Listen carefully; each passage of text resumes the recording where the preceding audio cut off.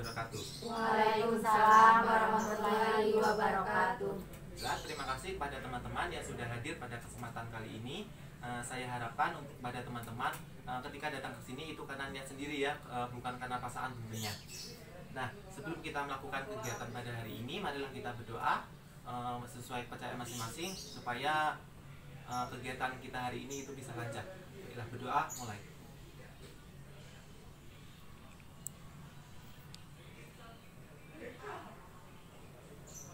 Doa selesai. Nah, sebelum melakukan kegiatan lagi, saya akan bertanya kepada teman-teman, apakah pernah melaksanakan kegiatan seperti ini sebelumnya? Belum ya. Baiklah, di sini saya akan menjelaskan terlebih dahulu kegiatan kita. Kegiatan kita ini bernama bimbingan kelompok. Bimbingan kelompok ini terdiri dari beberapa orang. Paling sedikit itu 5 orang ya teman-teman. Ada 5 orang, 6 orang, 7 orang. Nah, di dalam bimbingan kelompok itu kita membahas sebuah permasalahan-permasalahan dan diakhiri dengan sebuah solusi dari permasalahan tersebut. Nah, tujuan dari kegiatan itu sendiri kita mencari solusi dari permasalahan-permasalahan yang kita ungkapkan pada awal tadi. Nah, di sini saya akan menjelaskan terlebih dahulu kegiatan kita pada hari ini. Di sini saya sebagai pemimpin kelompok di antara kalian ya.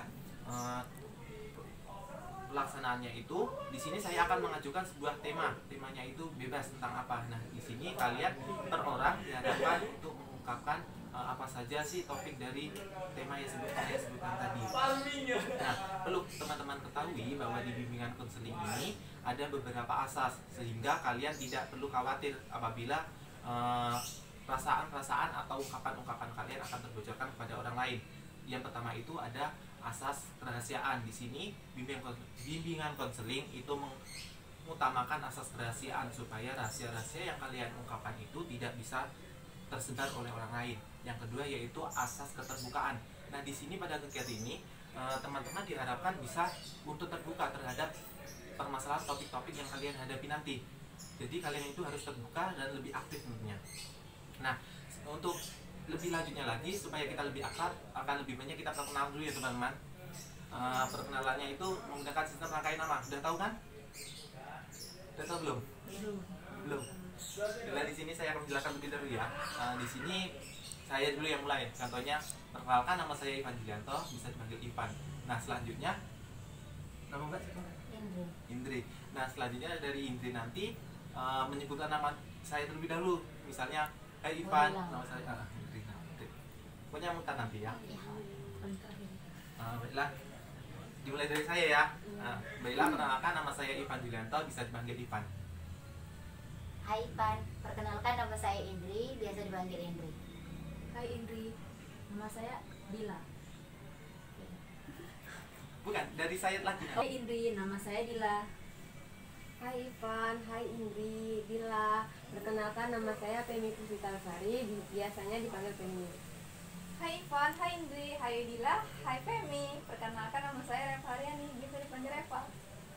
Hai Ivan, hai Indri, hai Dila, hai Femi, hai Reva. Perkenalkan nama saya Husniana, bisa dipanggil Usni. Setelah kita perkenalan tadi, kita akan lanjut ke kegiatan selanjutnya ya. Nah, di sini saya akan menjelaskan kembali kegiatan kelompok ini, bahwa kegiatan kelompok ini kalian diharapkan aktif untuk kegiatan ini, dan di sini saya akan memimpin kalian dalam kegiatan bimbingan kelompok pada hari ini. Nah, di sini saya akan memberikan topik dan kalian akan menentukan apa sih sebenarnya judul-judul atau tema-tema dari topik yang saya berikan tadi. Nah, di sini saya akan tanya jawab dulu terhadap kalian, apakah sudah siap untuk melakukan kegiatan pada hari ini? Siap. Baiklah, terima kasih untuk kesiapan kalian pada hari ini. Di sini saya akan memberi contoh terlebih dahulu ya, supaya kalian lebih paham untuk kedepannya. Nah, di sini saya akan contohnya, di sini saya akan mengambil sebuah judul dari kenakalan remaja. Nah, di sini teman-teman harus mengungkapkan atau menyebutkan apa sih topik dari kenakalan remaja. Contohnya seperti bullying, dampak bermain game, seks bebas, dan lain-lain. Nah, baiklah teman-teman, kita akan memasuki tahap kegiatannya. Di sini saya akan menyebutkan sebuah topik dari pembahasan kita pada hari ini. Di sini saya sebagai pemimpin kelompok akan memilih sebuah topik yang berjudul kenakalan remaja. Nah, di sini teman-teman bisa menyebutkan sebenarnya apa aja yang ada di dalam topik kenakalan remaja. Bisa di sini saya akan mempersilahkan setiap anggota untuk mengungkapkan pendapatnya tentang kenakalan remaja itu apa aja. Bisa dimulai dari Indri, silakan. Minuman Minuman keras. ya, Ya, minuman boleh. keras. Lem, Seks bebas. bebas, narkoba, Bullying. puding ya boleh. Di sini teman-teman ternyata sudah mengerti ternyata tentang kenakalan remaja itu terdapat apa-apa saja. Nah di sini kita akan voting terlebih dahulu teman-teman untuk menentukan sebenarnya topik apa yang menarik untuk kita bahas. Di sini setuju topik siapa yang akan dibahas? Bullying. Bullying. Kayaknya bullying. Baiklah boleh. Di sini saya akan sebagai pemimpin kelompok ya teman-teman, tentunya akan menjadi penengah kalian saja. Di sini kalian dituntut untuk aktif dalam kegiatan pada hari ini. Nah di sini kalian tadi sepakat untuk memilih tentang bullying ya teman-teman. Nah apa sih sebenarnya bullying itu? Ada yang tahu? Kalau menurut saya bullying itu adalah tindakan atau kekuasaan dari salah satu pihak untuk menyakiti pihak lain yang dianggap lemah, menyakiti baik fisik, verbal maupun psikis, untuk menekan orang-orang tertentu yang mau dijadikan korban bullying. Di sini kita sudah melihat banyak kasus bahwa bullying itu tidak terjadi di SMP, di SMA, itu bahkan anak SD sudah ada yang membuli temannya. Itu juga bisa terjadi di tingkat perkuliahan. Banyak sekali kita lihat anak-anak yang dari kaum lemah itu dibully oleh orang-orang yang menganggap dirinya punya kuasa untuk menindak atau menindas anak-anak yang lemah itu. Baiklah. Yang lain bagaimana pendapatnya tentang bullying?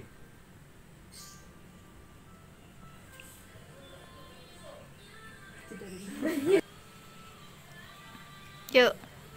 Nah benar sekali ya teman-teman apa yang dijelaskan tadi oleh Usmi, bahwa bullying itu tidak hanya terjadi pada anak-anak, bisa terjadi di tingkat SD, tingkat SMP, SMA, bahkan tingkat perkuliahan. Bahkan orang-orang tua pada zaman sekarang sudah banyak yang terjadi karena bullying. Nah bullying ini biasanya timbul karena hal-hal kecil, biasanya berasal dari ejek-ejekan, satu sama lain itu saling mengejek. Nah di sini apakah teman-teman pernah melihat bullying di sekitar kalian, atau bagaimana keadaan mereka kalau sedang dibullying?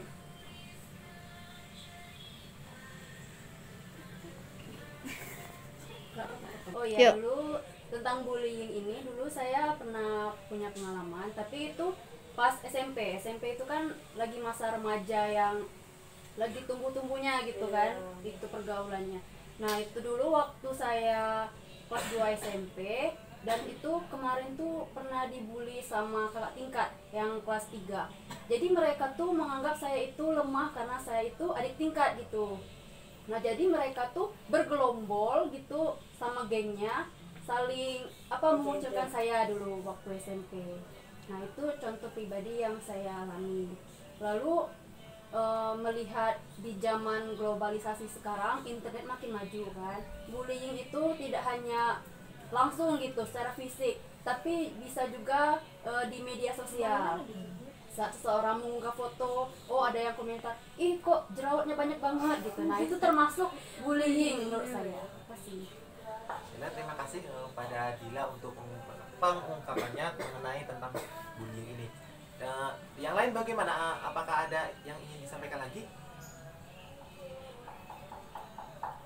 Saya juga punya pengalaman sewaktu saya masih sering ke sekolah atau anak-anak TK sering lewat dan sering melihat bahwa bukan hanya orang-orang dewasa yang sering dibully, anak-anak TK juga pernah adanya bullying. Karena tidak hanya dari orang dewasa, anak PAUD juga ada anak-anak PAUD yang pernah saya lihat itu mereka juga sering adanya bullying.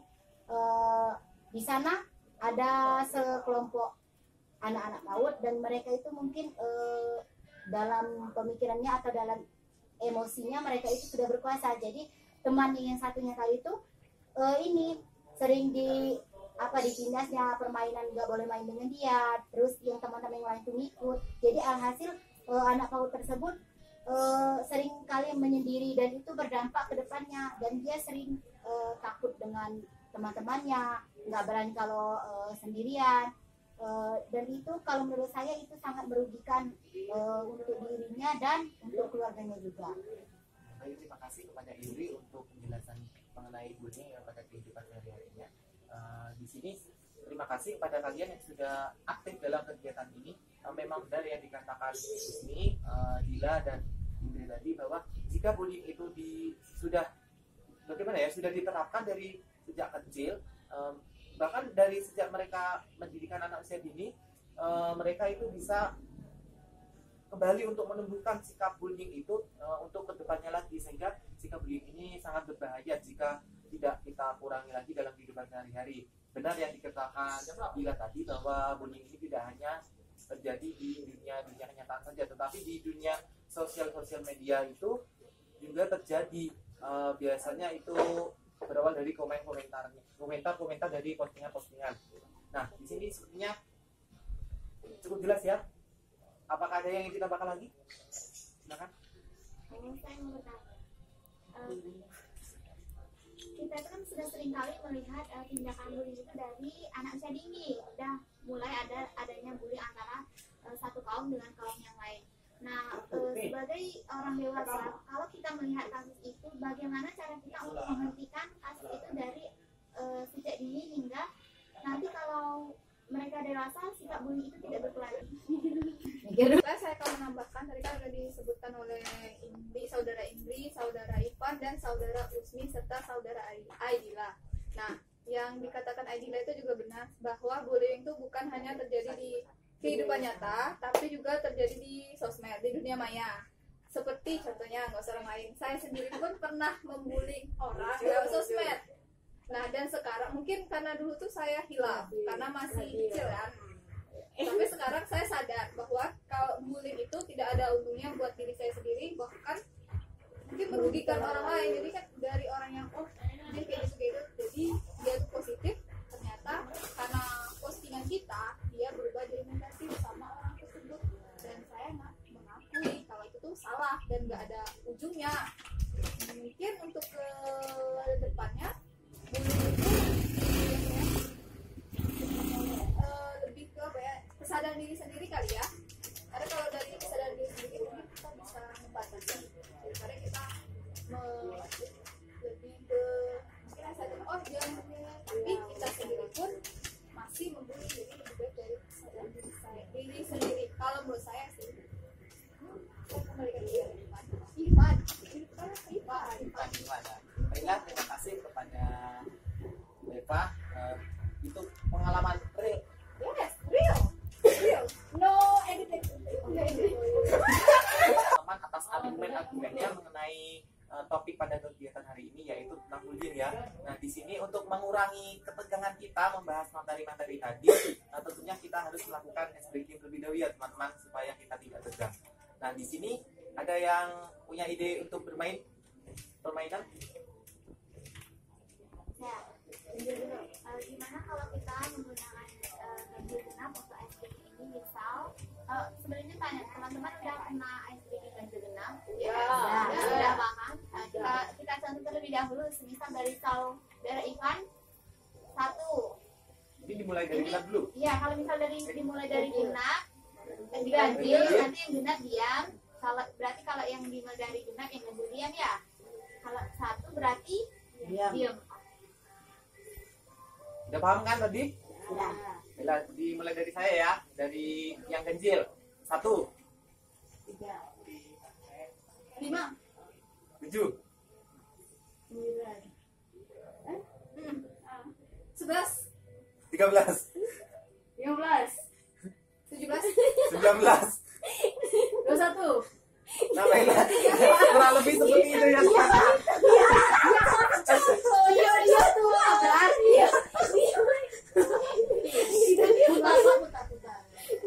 Itu tadi yang ganjil ya. Sekarang kita putar berbalik arah ke genap. Ya genap kan? Langsung aku. 2, 4. 6, 8. 10. 11.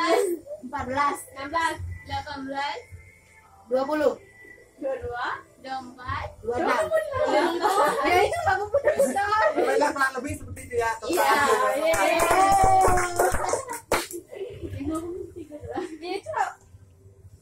Nah, baiklah. Sepertinya kalian sudah dikatakan lagi untuk melanjutkan ke kegiatan selanjutnya. Nah, di sini setelah kita panjang lebar membahas tentang bullying, di sini saya akan bertanya mengenai bagaimana sih sebenarnya untuk mengurangi bullying pada masa era sekarang. Ada yang mau jawab terlebih dahulu? Udah, guys. Baiklah, saya akan mencoba menjawab pertanyaan dari Ipan tadi. Bagaimana cara mengurangi kasus bullying di sekarang ini? Pertama yaitu dari kita sendiri ya, kesadaran diri kita bahwa kita ketahui bullying itu perbuatan yang tidak baik. Nah, artinya menjatuhkan seseorang. Maka dari itu kita tuh perlu kesadaran diri bahwa bullying itu tidak baik gitu. Lain ada yang menambahkan? Ya, saya mungkin menambahkan jawaban dari Femi tadi. Benar bahwa bullying itu merugikan diri sendiri serta orang lain. Yang pertama dari diri sendiri, kita selalu berpikir bahwa semua orang itu buruk, semua orang itu tidak bagus. Akhirnya itu tertanam dalam otak kita, membuat kita itu semakin ingin menjatuhkan orang lain, kita ingin mempunyai kekuasaan, dan dalam pihak orang lain selalu merugi, yaitu mental orang yang dibully ini tertekan. Bahkan dampak dari bullying ini sangat fatal ya dalam kehidupan orang yang kena bullying. Nah, cara kita mengurangi juga saya akan menambahkan jawaban dari saudari Femi tadi bahwa untuk mengurangi kasus bullying ini kita bisa menanamkan dari diri sendiri bahwa itu merugikan diri sendiri serta merugikan pihak lain. Dimana kalau dalam diri sendiri kita merusak pemikiran kita sendiri, kita ingin selalu menggunakan kekuasaan untuk menindas kaum lain, dan untuk kaum lain itu berakibat sangat fatal. Bisa terus-menerusan dia selalu dalam keadaan tertekan. Ada sebagian yang kita jumpai dalam masyarakat yang mengalami bunuh diri, ada yang sampai mentalnya itu terganggu, itu juga dari kasus bullying. Nah, untuk menguranginya itu bisa dari anak-anak sejak dini kita menanamkan bahwa sesama teman, kita harus saling menyayangi, kita harus saling membantu. Tidak ada yang namanya aku yang lebih jago atau kau yang lebih hebat dari seseorang. Kita sama-sama kita tumbuhkan rasa saling sayang menyayang terhadap sesama teman dari sejak dini. Nah, kalau udah dari sejak dini kita udah menumbuhkan rasa itu kepada anak, kemungkinan untuk kedewasanya dia tidak akan ada bullying yang berkelanjutan dari sejak dini, karena ada yang sebagian dari sejak dini karena dia udah ketua dalam geng atau kelompok tertentu hingga dewasa, oh aku paling hebat, aku mau menindas kaum tertentu. Jadi bisa ditanamkan sejak dini bahwa tidak ada yang namanya aku hebat, aku ini. Kita harus saling menyayangi bersama teman, kita semua baik, kita semua hebat. Usni dan Femi tadi bahwa bullying ini harus kita kurangi. Karena apa? Karena bullying ini sangat berdampak negatif untuk kedepannya. Bullying ini bisa terjadi karena adanya tekanan dari kelompok lain kepada dirinya, sehingga kita itu bisa mengurangi bullying itu dari kesadaran diri sendiri. Terutama kita tidak boleh saling mengejek satu sama lain, karena dari mengejek itu kita bisa menimbulkan sikap bullying kepada sesama. Nah, terima kasih pada teman-teman. Sampailah kita pada kegiatan bimbingan kelompok di akhir acara ini. Semoga kita bisa mendapatkan manfaat antara satu sama lain ya teman-teman. Nah, di sini anggota kelompok adakah yang ingin disampaikan pesan-pesan pada kegiatan hari ini?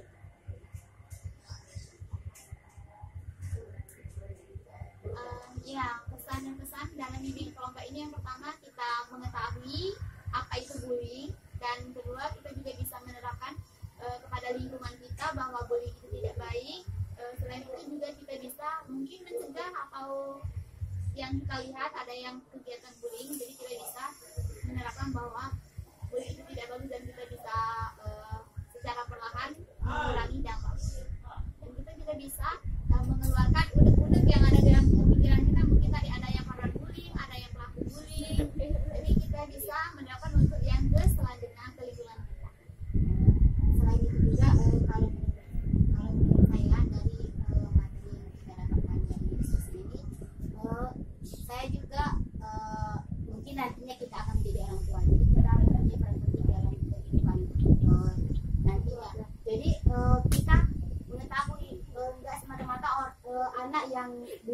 itu mereka itu benar. Mungkin mereka kekurangan kasih sayang sehingga mereka menerapkannya di kehidupan teman-temannya dan dia bisa melakukan bullying itu. Jadi kita sebagai orang tua juga harus menyadari itu, jangan hanya melihat kejadian itu yang ada dan pengalaman itu yang tidak cuma kita lihat. Siapa tahu anak kita juga menerapkan seperti itu. Terima kasih. Sebelumnya saya mengapresiasi kepada teman-teman ya karena sudah sangat aktif dalam kegiatan ini. Tepuk tangan dulu buat kita. Nah baiklah, saya ucapkan terima kasih kepada teman-teman karena sudah hadir pada kesempatan kali ini.